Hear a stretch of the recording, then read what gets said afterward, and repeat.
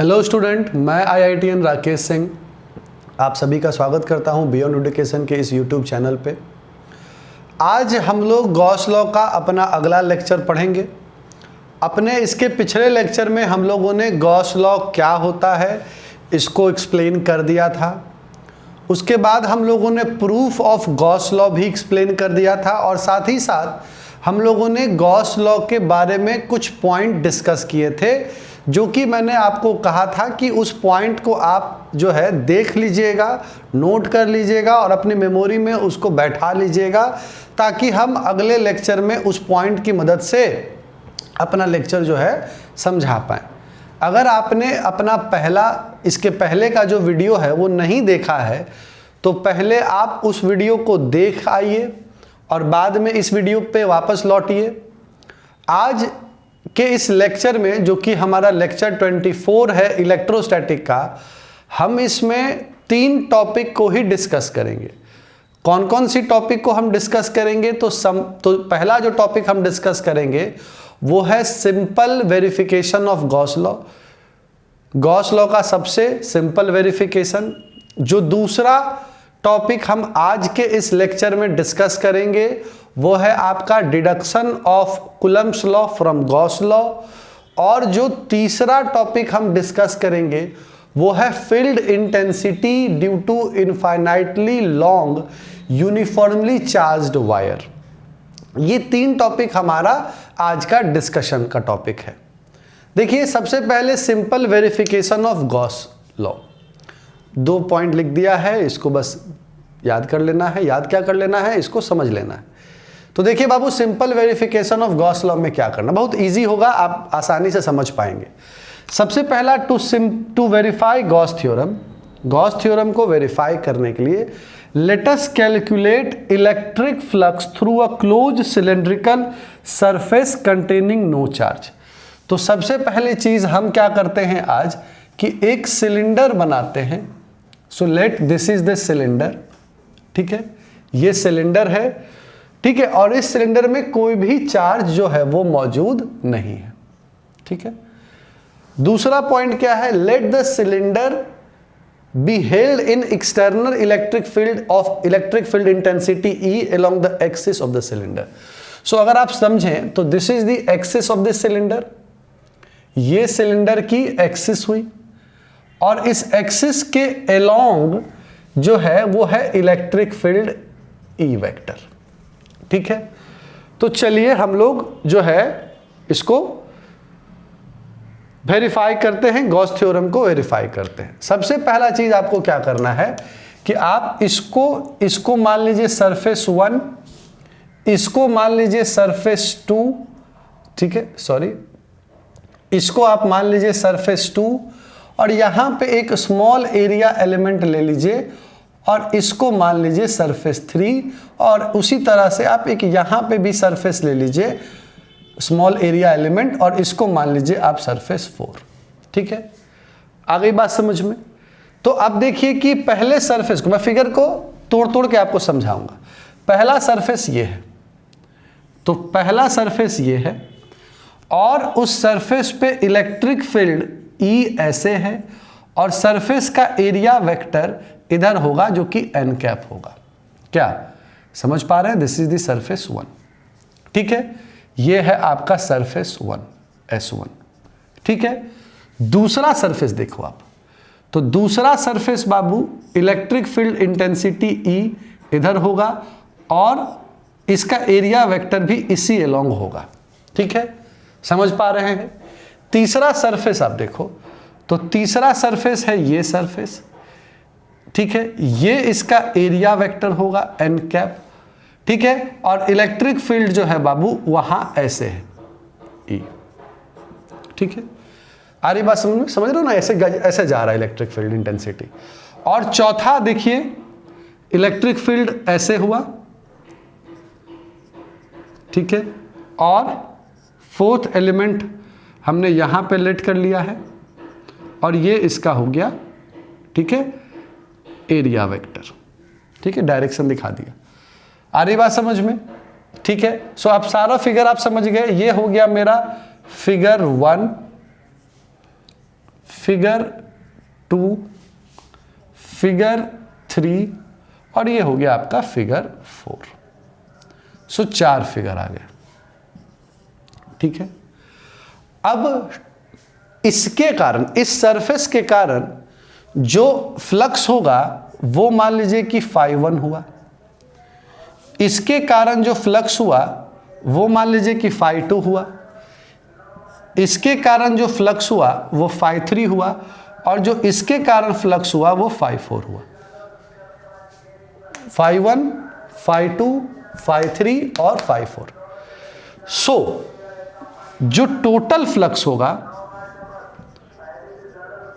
Total flux phi is equal to φ1 plus φ2 plus φ3 plus φ4। बोलो इसमें आपको कोई दिक्कत नहीं होना चाहिए। सो टोटल फ्लक्स क्या होगा बाबू? φ1 प्लस φ2 प्लस φ3 प्लस φ4।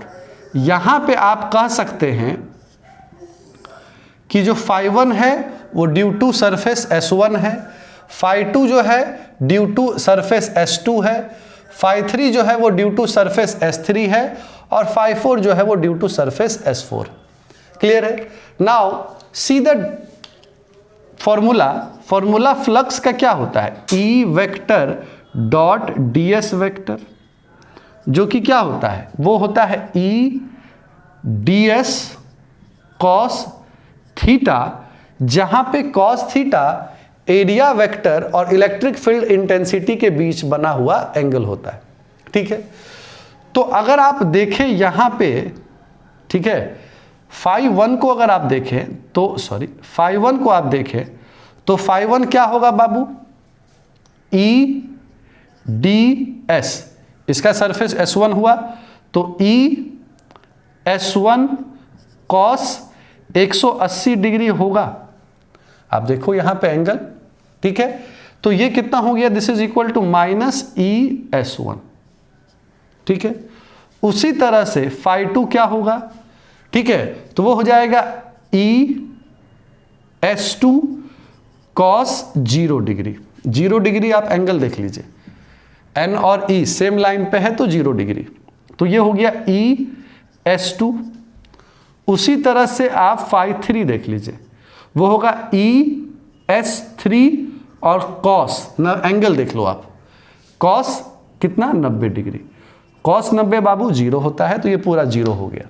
सिमिलरली φ4 कितना हो गया? तो वो हो गया ES4 cos फिर से 90 डिग्री इधर, ठीक है, और नीचे 90 भी लिख सकते हो, 270 भी लिख सकते हो।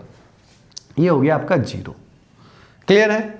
सो अगर आप देखो यहां पे कि if S1 equals to S2, then अगर ये वाला एरिया इस एरिया के अगर बराबर है, मतलब ये वाला एरिया अगर इस एरिया के बराबर है, क्योंकि सिलेंडर है, दोनों का बेस अगर सेम है, ठीक है, बेस का जो एरिया है वो अगर सेम है, अगर S1 S2 के बराबर है और ये S के बराबर है, तो उस केस में देखो बाबू, ये माइनस ES हो जाएगा, ये ES हो जाएगा, ये तो 0 और ये तो 0 रहेगा। टोटल फ्लक्स निकालने के लिए आपको हमने क्या बोला? आप सबको ऐड कर दीजिए। मतलब आप अगर हम बोले ये इक्वेशन 1 हुआ, ये 2 हुआ, ये 3 हुआ, ये 4 हुआ, अगर आप सबको ऐड कर दें तो फ्लक्स जो है, ठीक है, क्या हो जाएगा?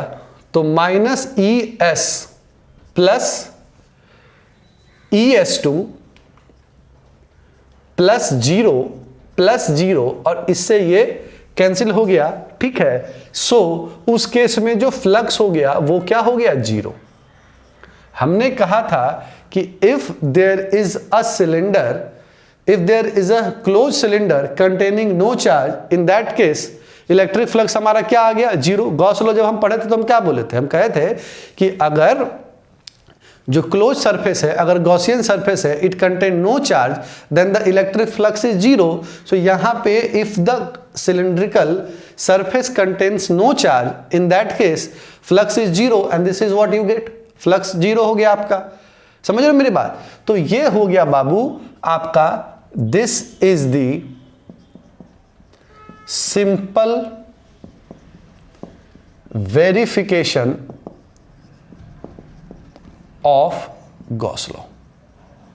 ये आपका गॉस लॉ का सबसे सिंपल वेरिफिकेशन आपका बच्चा हो गया। ठीक है, आ गई बात समझ में? कहीं से भी कोई दिक्कत नहीं होगा। एक बार रिपीट कर देते हैं। क्या करना था? हमको गॉस लॉ को वेरीफाई करना था। तो हमने क्या किया? हमने कैलकुलेट करना शुरू किया। हम लेट अस कैलकुलेट, हमको कैलकुलेट करना है electric flux through a closed cylindrical surface containing no charge. हमने एक क्लोज सिलिंड्रिकल सरफेस लिया, वो कोई चार्ज कंटेन नहीं करता था।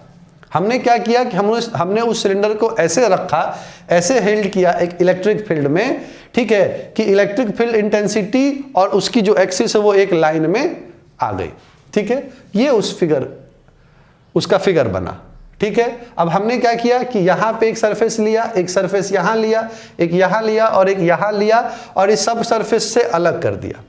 ठीक है, फ्लक्स इस सरफेस के कारण φ1, इसके कारण φ2, इसके कारण φ3 और इसके कारण φ4। फ्लक्स की वैल्यू होती है EDS, EDS होता है EDS cos थीटा। सो यहाँ पे एंगल 180 माइनस ES1 हो गया, यहाँ पे 0 तो हो गया ES2, यहाँ पे 90 डिग्री 0, यहाँ पे 270 या 90 वो हो गया 0। सो हमने सारे फ्लक्स की वैल्यू जो है निकाल ली। अगर S1 S2 के बराबर है और वो S के बराबर है, उस केस में ठीक है सारा वैल्यू आपने डाला, कैंसिल हो गया और टोटल फ्लक्स क्या हो गया? 0 हो गया। और यही हम अपने पिछले लेक्चर में हम लोगों ने पढ़ा हुआ था। ठीक है, सो this is the simple verification of Gauss law. अब ठीक है, नेक्स्ट टॉपिक हम लोग डिस्कस करते हैं। टॉपिक है आपका deduction of Coulomb's law from Gauss law. Gauss law की मदद से अभी हम लोग कूलम्ब्स लॉ को क्या करेंगे? कूलम्ब्स लॉ को हम लोग डिराइव करेंगे। क्या करते हैं हम लोग? Let us consider a closed spherical surface. सुन लो मेरी बात। हमने क्या किया? हमने कंसीडर कर लिया एक closed spherical surface and on the centre there is a isolated positive charge plus q isolated positive charge। ये हो गया बाबू इसका रेडियस, क्लियर है, r वेक्टर। ठीक है, आ गई बात समझ में? और इस पॉइंट को p नाम दे दिया और यहां इस p पॉइंट के इर्द गिर्द हमने एक एरिया एलिमेंट कंसीडर कर लिया और ये n कैप उस एरिया एलिमेंट का एरिया वेक्टर हुआ। ठीक है, मतलब डायरेक्शन हुआ आउटवर्ड। ठीक है, ये हो गया r cap direction. O direction क्या होगा? ओ डायरेक्शन क्या होगा? From O to P outward. और ये हो गया आपका ई। ये चीज हमने पूरी तरह से एक फिगर पिछले लेक्चर में भी इसी तरह का एक फिगर जो है हम लोगों ने देखा हुआ था जब हम गॉस लॉ को प्रूफ कर रहे थे। ठीक है, अब देखिए, अब सबसे पहली चीज कि यहां पे इस P पॉइंट पे हम एक चार्ज लेट कर लेते हैं विच इज Q0। इसकी जरूरत हमको आगे पड़ेगी। ठीक है, तो बाबू आपने फॉर्मूला पढ़ा हुआ है, आपने पढ़ा हुआ है कि flux is equal to E vector dot ds होता है। ठीक है, E वेक्टर डॉट ds होता है। और हमने ये कहा कि स्फेरिकल सरफेस लिया है तो एट एनी पॉइंट, जैसे अगर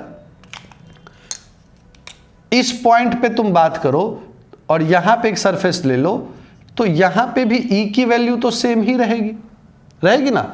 ठीक है, तो E की वैल्यू इस पॉइंट पे कहीं पे भी आप लीजिएगा तो E की वैल्यू आपको सेम मिलेगी। ठीक है, ये स्मॉल फ्लक्स मिलेगा d5। तो हमको टोटल फ्लक्स निकालने के लिए हम क्या करेंगे? हम लिखेंगे flux equals to surface integration close integration E vector dot ds vector. Clear है? और कहीं पे भी आप जाओगे, इस जगह पे भी जाओगे तो ये इसका n हुआ, ये इसका E हुआ, तो n और E की डायरेक्शन जो है वो सेम होगी, मतलब थीटा हर एक केस थीटा जो है हर एक केस में आपका 0 डिग्री होगा, तो सिंपल जो डी फाई होगा वो हो जाएगा E D S cos 0 degree which is equal to E D S. So this is equal to E D S. समझ रहे हो यहां तक? कोई दिक्कत नहीं होना चाहिए. चलिए आगे बढ़ते हैं हम लोग.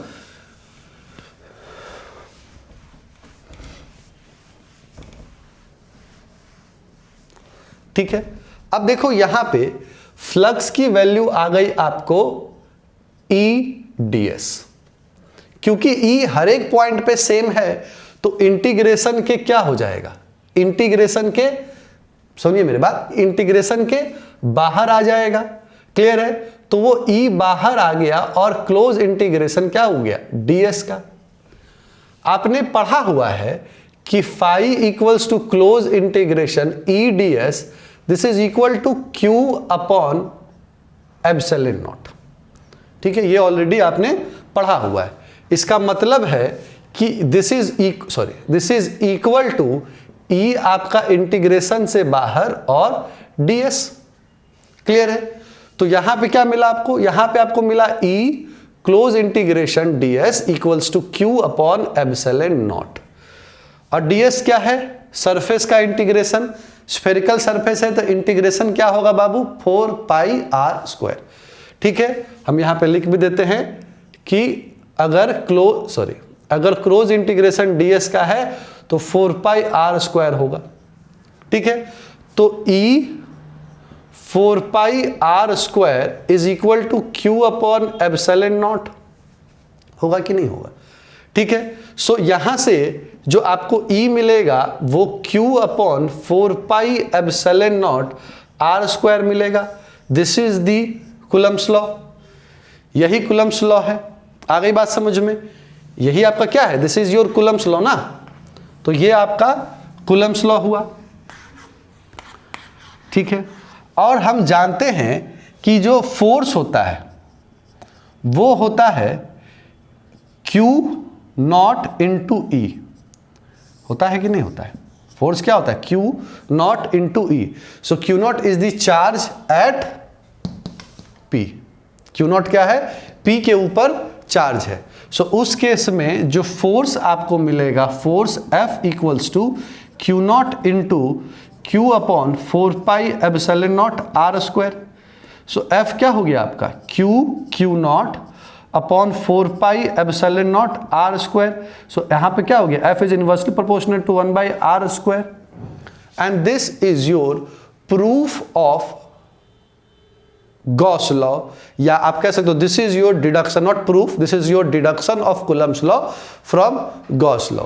वीडियो को रोक कर करके इसको नोट कर लीजिए और आगे हम लोग अपना थर्ड टॉपिक आज डिस्कस करते हैं. आइए हम लोग जो है अपना थर्ड टॉपिक आज का समझते हैं. थर्ड टॉपिक क्या है बाबू, तो थर्ड टॉपिक है आपका field due to infinitely long straight wire और स्ट्रेट यूनिफॉर्मली चार्ज्ड वायर. ठीक है, एक uniformly straight infinite long wire है. ठीक है, तो आपको अगर उसके कारण इलेक्ट्रिक फ्लक्स आपको निकालना है तो आपको क्या करना है. सबसे पहला पॉइंट है, consider N infinitely long thin wire with uniform linear charge density lambda. अगर एक यूनिफॉर्मली लॉन्ग इनफाइनाइट वायर है, उस पर चार्ज दिया हुआ है, तो चार्ज उसके पूरे इंटायर लेंथ पे क्या है, यूनिफॉर्मली डिस्ट्रीब्यूटेड है. तो आपको पता है ना, आपको याद होगा कि लैम्डा क्या होता था, Q अपॉन L, चार्ज पर यूनिट लेंथ. क्लियर है? तो to calculate field due to this wire, इस वायर के कारण, दिस इज द वायर, मैंने यहां पे फिगर बना दिया है, दिस इज द वायर. अगर इस वायर के कारण किसी P पॉइंट पे, this is the P point, अगर आपको फील्ड निकालना है, इलेक्ट्रिक फील्ड निकालना है, तो आपको क्या करना है, आप सबसे पहली चीज इस वायर का एक ओरिजिन आप यहां पे लेट कर लीजिए. ठीक है, और उस ओरिजिन से सेम डिस्टेंस पे इधर और इधर दो लाइन एलिमेंट कंसीडर कर लीजिए. मैंने यहां पे P1 और P2 ये आपके लाइन एलिमेंट ये मैंने यहां पे कंसीडर कर लिए लाइन एलिमेंट, तो ये आपको कंसीडर कर लेना। और ये O जो आप देख रहे हो ये एक आर्बिटरी ओरिजिन है, तो यहां पे ये O क्या है आपका, यहां लिख देता हूं, ये O आर्बिटरी ओरिजिन है जो हमने लेट किया है। ठीक है, फिर से एक बार फिगर को समझा देता हूं। ये इनफाइनाइटली लॉन्ग यूनिफॉर्म वायर है जिसकी जो लीनियर चार्ज डेंसिटी है वो लैम्डा है। इस वायर पे ओरिजिन मान लिया एक आर्बिटरी ओरिजिन, और ओरिजिन से सेम डिस्टेंस पे इधर और सेम डिस्टेंस पे इधर दो लाइन एलिमेंट हमने मान लिया P1 और P2। क्लियर है? इस P पॉइंट पे हमको electric field due to this wire हमको निकालना है। तो हम क्या करेंगे, देखो अब इस एलिमेंट को समझो, ध्यान से समझना, इस एलिमेंट को समझो P1 को। P1 के द्वारा इलेक्ट्रिक फील्ड जो होगा वो इस लाइन पे दिखाया जाएगा, ये वाली लाइन जिस पे हमने E1 रखा है। अब इसके दो कंपोनेंट होंगे, एक कंपोनेंट होगा E1, ठीक है, और एक कंपोनेंट होगा E1 साइन थीटा और एक कंपोनेंट होगा E1 कॉस थीटा। सो मतलब इसके दो कंपोनेंट होंगे, समझ रहे हो मेरी बात? यहां पे एक कंपोनेंट इसका होगा E1 साइन E1 कॉस, और उसी तरह से P2 का E1 साइन और E2 कॉस, ये दो कंपोनेंट होगा। क्लियर है? अब देखिए कि electric field E1 and E2 at point P due to the two line element are shown. आप देख रहे हो फिगर हमने यहां पे दिखा दिया। रिजल्टेंट क्या होगा, ये वाला जो कंपोनेंट होगा उससे ये वाला कंपोनेंट क्या होगा, कैंसिल होगा, क्योंकि दोनों क्या है, अपोजिट डायरेक्शन में है, आप देख पा रहे होंगे। तो ये वाला कंपोनेंट उधर वाले के कंपोनेंट से क्या होगा, कैंसिल हो जाएगा। फॉर एनी केस अगर आप मान लो एक चार्ज यहां पे ले लोगे तो इसका एक ऐसे बनेगा, एक कंपोनेंट इधर एक कंपोनेंट उधर, और एक कंपोनेंट, समझ रहे हो मेरी बात, ऊपर बनेगा। कंपोनेंट आप बना पाएंगे, जैसे अगर मान लो ये वायर है बाबू, एक कंपोनेंट आपने यहां लिया, अगर इस ओरिजिन पर एक कंपोनेंट आप यहां भी लोगे तो ये वाला कंपोनेंट दोनों केस में क्या होगा, कैंसिल होगा, हर एक केस में कैंसिल होगा। सो जो रिजल्टेंट इलेक्ट्रिक फील्ड होगा उसकी डायरेक्शन क्या है, रेडियली क्या है, आउटवर्ड। जो इलेक्ट्रिक फील्ड एट P है उसकी डायरेक्शन क्या है, रेडियली आउटवर्ड। आ रही बात समझ में, रेडियली ऊपर की तरफ है। As the wire is infinite, अगर जो वायर है वो इनफाइनाइट है, बहुत बड़ा है, इनफाइनाइट लॉन्ग है, E जो है electric field intensity does not depend upon the distance of the point. ये जो वायर इनफाइनाइट लॉन्ग है उसके कारण इलेक्ट्रिक फील्ड जो है वो डिस्टेंस पे निर्भर ना करके किस पे निर्भर करेगी, it will not depend upon the distance of point from the wire but on the position of P. It will not depend upon the distance but it will depend upon the position कि P कहां पे है। ठीक है, अब हम क्या करते हैं, E at every point in the plane cutting the wire normally is radially and its magnitude depend only on the radial distance। इसकी मैग्नीट्यूड सिर्फ r पे डिपेंड करेगी which is the radial distance। Clear है? अब हमको क्या करना है, अब देखो इसी पॉइंट के चारों तरफ what we have to do is to imagine a Gaussian surface। हमने क्या कहा, हमने let us consider कर लिया a right circular closed cylinder of radius r, this is the radius r and length l, this is the length l, ठीक है, with the infinite long wire of charge at its axis। मतलब ये जो आप देख रहे हो ना, इसको कहां लेट कर लिया, ऑन द एक्सिस लेट कर लिया, ठीक है, और इसके चारों तरफ एक Gaussian surface, cylindrical Gaussian surface हमने जो है बना दिया। ये सिलेंडर की लंबाई l हो गई, ये P पॉइंट जहां पे निकालना है, और ऐसे कर दिया। और ये जो E आप देख रहे हो दिस इज रेडियली आउटवर्ड, देख रहे हो ना आप, रेडियली क्या है, आउटवर्ड। ठीक है, अब देखो इस सिलेंडर के अलग अलग पॉइंट पे हमने सिलेंडर का एरिया एलिमेंट बना दिया है। इसका ऊपर की तरफ होगा, इधर नीचे होगा, इधर इस लाइन में होगा, इधर इस लाइन में होगा, इलेक्ट्रिक फील्ड E इस तरफ है। क्लियर है?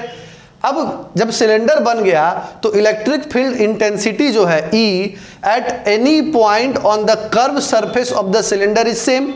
यहां पे निकालो, यहां पे निकालो, या किसी भी पॉइंट पे निकालो, इलेक्ट्रिक फील्ड क्या होता है, सेम होता है। और हमने कहा कि अगर गॉसियन सरफेस आप लेट करते हो तो उसके किसी भी पॉइंट पे इलेक्ट्रिक फील्ड सेम होना चाहिए। क्लियर है? So now this cylinder became Gaussian surface. ये सिलेंडर क्या बन गया आपका? Gaussian surface. अब देखो कि E and N along outward normal to surface. देखो अब यहां पे देखो, N की डायरेक्शन और E की डायरेक्शन क्या है? Outward normal to the surface, curve surface. और अगर आप इंड्स पे देखो तो इंड पे क्या है? E और N जो है ये क्या 90 डिग्री बना रहा है, और यहां पे देखोगे आप तो ये 0 डिग्री बना रहा है। समझे मेरी बात? सो फ्लक्स की वैल्यू क्या होती है? फ्लक्स की वैल्यू होती है क्लोज इंटीग्रेशन EDS। क्लियर है? तो क्लोज इंटीग्रेशन EDS, ds की वैल्यू NDS रख दिया। n is the unit vector, magnitude इसका 1 हो गया।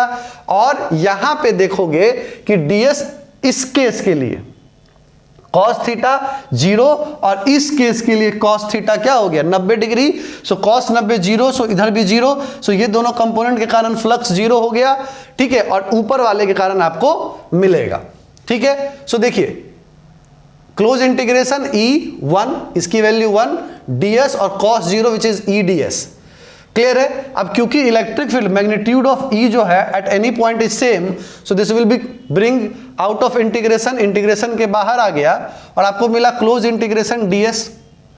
ठीक है, अब क्लोज इंटीग्रेशन ds सरफेस का होगा बाबू। तो सिलेंडर का जो सरफेस एरिया होता है वो क्या होता है? 2 पाई RL।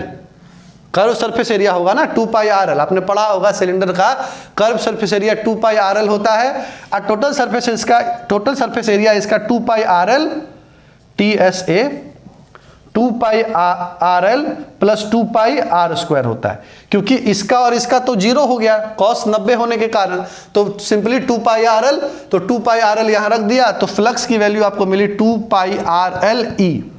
क्लियर है? समझ रहे हो मेरी बात? यहां से आप चाहो तो E की वैल्यू लिख सकते हो, और E हो जाएगा आपका flux upon 2 pi RL। E की वैल्यू आपको यहां से मिल गई।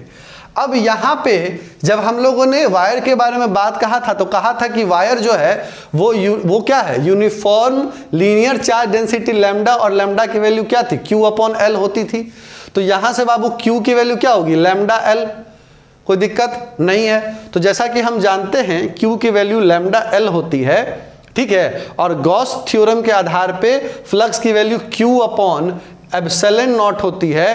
तो हमने क्या किया? इस इक्वेशन को, ये वाले मान को और ये वाले मान को एक साथ इक्वेट कर दिया। जब इक्वेट किया तो देखिएगा फ्लक्स की value E 2 pi RL, E 2 pi RL, this is the flux की value, this is equal to lambda L epsilon naught. का है भाई लैम्डा L एप्सिलॉन नॉट? क्योंकि फ्लक्स की वैल्यू क्या होती है? Q अपॉन एप्सिलॉन नॉट, और Q की वैल्यू क्या है? Lambda L।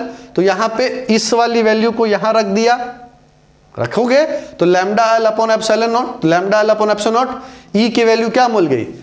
लैम्डा। सॉल्व कर दिया, लैम्डा से यहां पे L से L कैंसिल हो गया, सॉरी। तो आपको यहां पे क्या मिला? E की वैल्यू लैम्डा, और 2 पाई R नीचे आ गया, तो 2 पाई R नीचे, एप्सिलॉन नॉट तो ऑलरेडी था। सो क्लियरली E जो है वो inversely proportionate to 1 by R आ गया कि नहीं आ गया? और यहां पे देखो जब हम लोग लिख रहे थे, ठीक है, देखिए क्या लिखा था हमने? E at every point in the plane cutting the wire normally is radial and its magnitude depend only on the radial distance r। कर गया बाबू?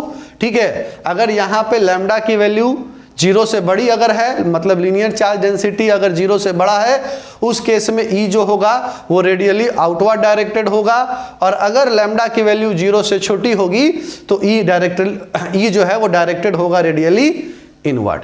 इसको आपको नोट कर लेना है। ठीक है, ये हमारा गॉस लॉ का पहला एप्लीकेशन था। ये जो आप पढ़ रहे हो ये असल में जो है this is your application of Gauss law.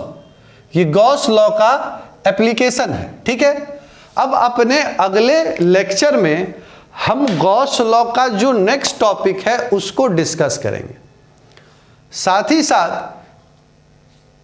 आप लोग जो इस चैनल से जुड़े हुए हो, जो इस वीडियो को फॉलो करते हो, आप लोगों से एक रिक्वेस्ट है कि आप लोग इस वीडियो को देखिए, इस वीडियो को नोट कीजिए, और नोट्स बनाना बहुत ही ज़रूरी है। जितना आप नोट्स बनाएंगे, इसको समझेंगे, उतना ही ज़्यादा आपको सब्जेक्ट की क्लैरिटी जो है मिलेगी। जो लोगों को असाइनमेंट चाहिए वो मुझे पर्सनल व्हाट्सएप पे मैसेज कर सकते हैं। ऐसे असाइनमेंट जो है बैच में दे दिया गया है। बट अगर जिनको नहीं मिला है और उनको असाइनमेंट चाहिए तो आप मुझे पर्सनल मैसेज कर करके व्हाट्सएप पे असाइनमेंट डिमांड कर सकते हैं। मैसेज करना है आपको 9798788627 पे। साथ ही साथ क्लास 12th के बच्चों के लिए एक अनाउंसमेंट ये है कि बहुत ही जल्दी हमारा जो ऐप था जिसके ऊपर काम चल रहा था, जिसके लिए हम आपको लंबे समय से कह रहे थे, वो ऐप जो है वो लगभग बन के रेडी है और 15 अगस्त 2020 को इंडिपेंडेंस डे के मौके पे हम ऐप का जो है वो स्टार्ट करेंगे। ऐप को आप लोगों को ऐप के साथ जुड़ना है। ऐप के अंदर आपको जो फैसिलिटी मिलेगी वो है आपको स्टडी मटेरियल मिलेगा, आप टेस्ट दे पाएंगे, आप लाइव क्लास कर पाएंगे, साथ ही साथ आप लाइव डिस्कशन कर पाएंगे। दूसरी चीज़ कि जो टेस्ट होगा वो टेस्ट आप कभी भी दे सकते हैं, कोई रिस्ट्रिक्शन नहीं। आपने टॉपिक पढ़ लिया, आप टॉपिक वाइज टेस्ट दे सकते हैं, चैप्टर वाइज दे सकते हैं। आप 4-5 टॉपिक को कंबाइन करके एज पर योर विश आप टेस्ट दे सकते हैं। आज का लेक्चर हम लोग यही समाप्त करते हैं। उम्मीद करते हैं कि आप लोग लेक्चर को बढ़िया से देख रहे होंगे, समझ रहे होंगे। साथ ही साथ नोट्स जरूर बनाइएगा। चलिए मिलते हैं अगले क्लास में। बहुत बहुत धन्यवाद।